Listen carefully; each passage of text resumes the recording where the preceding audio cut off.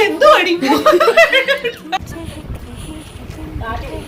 Hello little monsters, എന്തൊക്കെ ഉണ്ട് വിശേഷം? എല്ലാവരും സുഖമായിട്ടിരിക്കുന്നു വിചാരിക്കുന്നു കേട്ടോ. പിന്നെ ഒരു സന്തോഷ വാർത്തയുണ്ട്. എന്താണെന്നുള്ളത് ഞാൻ ലാസ്റ്റ് പറയാം കേട്ടോ. പിന്നെ എൻ്റെ സന്തോഷം കേൾക്കാൻ വേണ്ടി നിനക്ക് ലാസ്റ്റ് ഒരു വീഡിയോ കാണേണ്ട ആവശ്യമില്ലടി എന്നൊക്കെ പറഞ്ഞു കഴിഞ്ഞാൽ ഓക്കെ, കാണേണ്ട ആവശ്യമില്ല.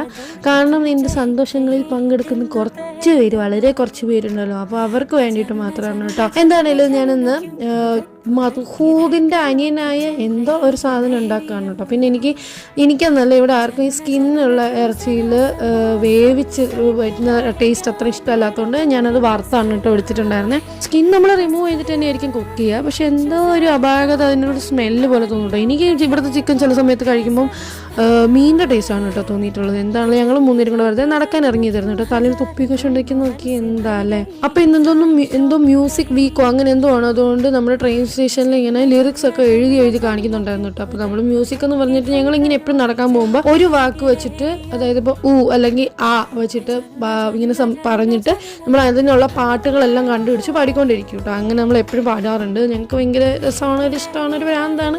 ഞങ്ങൾക്ക് മൂന്നർക്ക് ഭ്രാന്തായതുകൊണ്ട് ഞങ്ങളിങ്ങനെ ഓരോ പാട്ടുകൾ കണ്ടുപിടിച്ച് പാടിക്കൊണ്ടിരിക്കും കേട്ടോ.